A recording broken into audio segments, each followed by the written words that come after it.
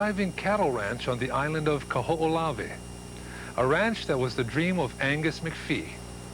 Angus's daughter, Inez MacPhee Ashdown, is 87 now and a well-loved citizen of Maui.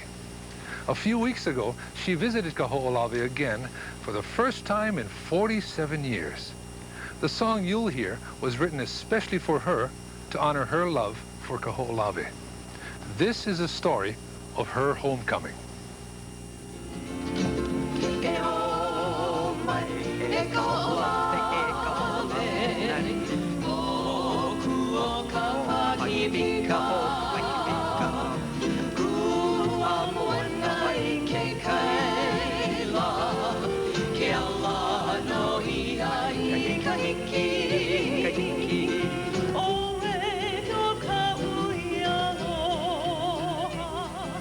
We were aboard ship and we came to Lahaina, and that's when she put her hands on my shoulders.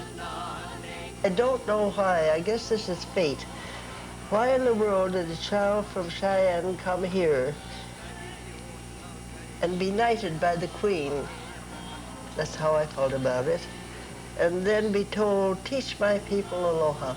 Teach them to remember the old days of Hawaii before.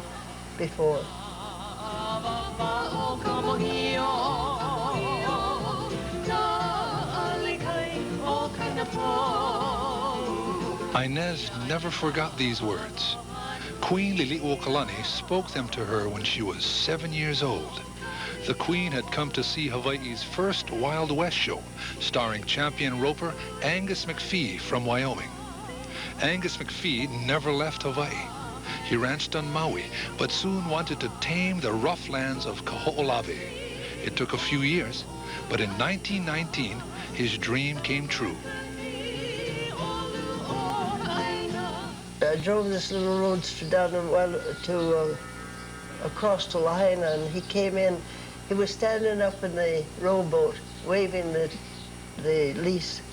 I knew he'd got the island, so we stopped where there's a place still till today where you look right across Alalakeke Sea and Ao Sea and Kealikahiki Sea. They all meet there. You look right across to Kaho'olawe, and it was ours. For 20 years it was ours.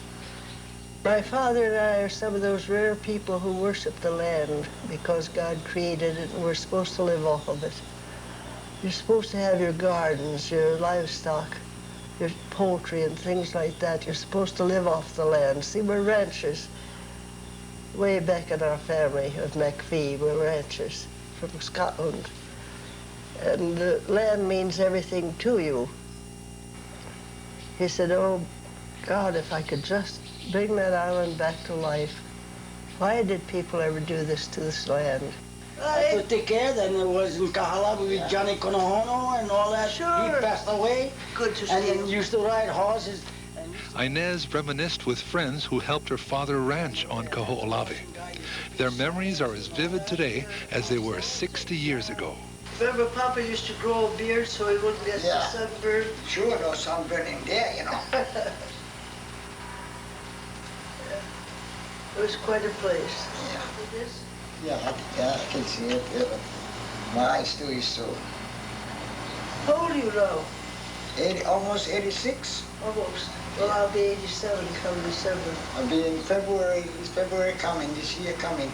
25th, I'll be 86. But I don't feel it already. I don't think so I reached there. This is the house with the warehouse. Yeah, But that's the whole thing. Yeah. That's all Korea, yeah. Armin Bartowski. I was 15 when I was adopted by them. My father had married again. She was mother, brother, sister, everything to all of us children, young ones. Oh, I was 15. God, she was good to us. She'd be typing. She wrote half a dozen books, you know. She'd be typing, her little hand. She was only 5'2", and had a little tiny typewriter. And she'd be typing, we all troop in, the spurs clanking. Come on now, let's go to Pete Hole and go swimming. Up she'd get, and away we'd go. She was always ready to go with us. God, how we loved her. What a long time ago that was.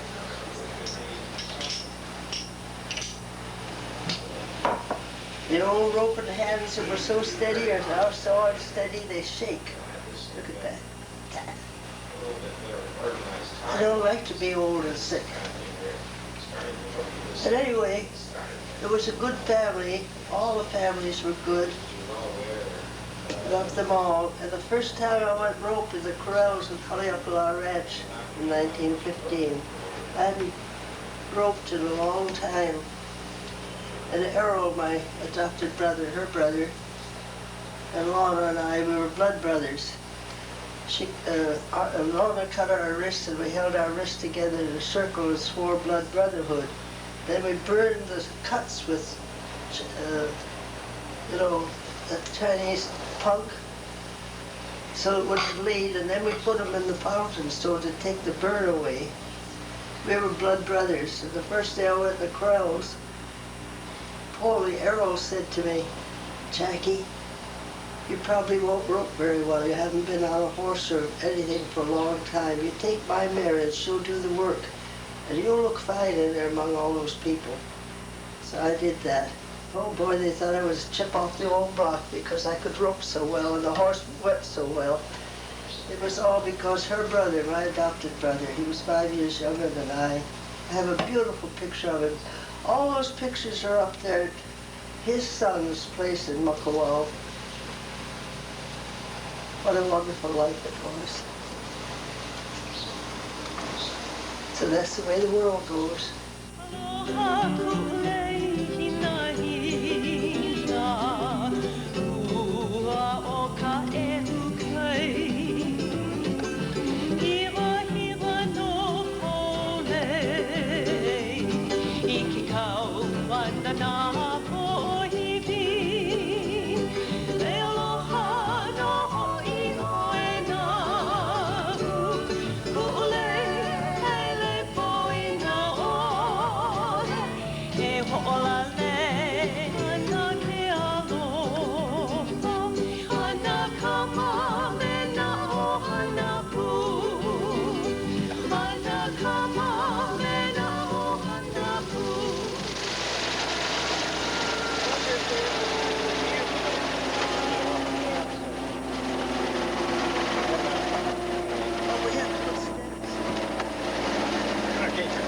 Step.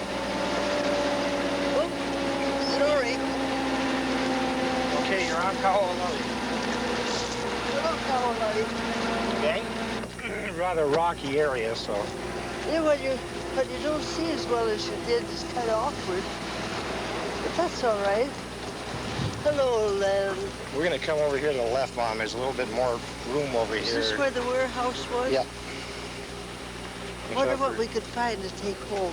I don't know. Inez's son Jim returned from Vermont to share this moment with her. Inez is almost blind now, but her memories of Kaho'olawe are alive. Here's the branch. No, I got the branch, don't worry. What's this, the wall? This is the wall of the warehouse. This would be the old foundation, or actually not the foundation as much as the wall out. And then off to your left would be where the stream bed came down, the house being, the warehouse area being up here, and then the rest went up to your left. Around the point right there below the house we used to go, there was the most beautiful plant growing with a big white flower on it. Nobody ever could tell us what it was. That's where we used to go with. We used cashmere bouquet soap because it was the only thing that would soak in the salt water. Oh, we used to have such fun over here. 1939, 1938. I was about 8 years old when I went over. It's essentially going over there to work, but a kid 8 years old doesn't work much. I spent most of my time fishing and goofing around with the other kids, Manuel Pedro's kids. I recall two of Manuel Pedro's kids. One boy, David, the girl's name I do not remember. She was younger than we were. But it was a case of, you know, fishing and having a good time more than anything else. We'd go out and work with the cowboys, or you might say assist the cowboys, but beyond that, kids don't work too much. You play a lot. It was summertime. And everything over here, all of the houses that were over here were wide open. And it was typical Polynesian shutter type. You drop the shutters, you were open the rest of the time. You drop the shutters if it rained. And it was just a roof over your head, which was generally corrugated iron, and 4 walls, and a cook area, and that was it. Whether it was big or small, everything was pune, and there were no springs. I don't know where those springs came from. Everything over here was mattress or just pune with padding on it, and then whatever you could find to cover yourself with.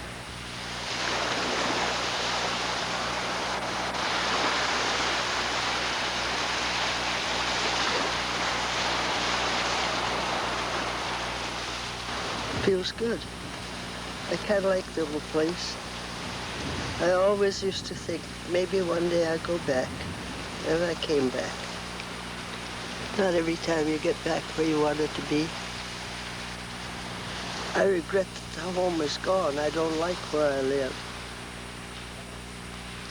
But you know, other people lost sons. I was fortunate. I didn't lose my son in Korea. They have an aumakua, a guardian spirit shark. That's what Jimmy wanted, but he got the owl instead. Night before he left for Korea. He's coming home by the old owl cave of Lahaina side there. We're Ka'anapali now. And in the morning he told me, Mom, I took everything out of the meat safe. That's the screen thing that you keep things in. And I put an owl in there.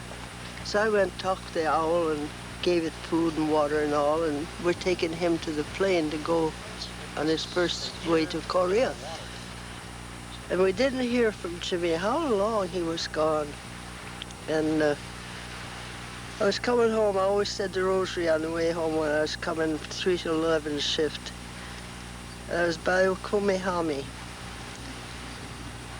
And an owl flew down. And he flew in front of the car for some distance, and then he turned and flew back, looked me right straight in the eye, it seemed to me. Of course, I slowed the car. And when I got home, there was Jimmy's first letter. Charles had gone to bed already, of course. He had to get up 3 o'clock, 4 o'clock in the morning. But there was Jimmy's letter, and I sat and had coffee and read it over and over.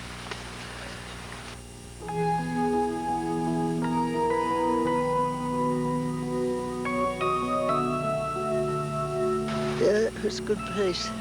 We planted Australian salt bushes, the best ground cover we knew of, and peely grass, seed, and maninia, red top. That's all we ever brought out here, because that's all we needed was feed for the cattle and horses. Well, there had been blowing a long red dust cloud to the horizon. And after 4 years of hard work, and the trees beginning to grow a little and stuff like that, the red dust cloud went away.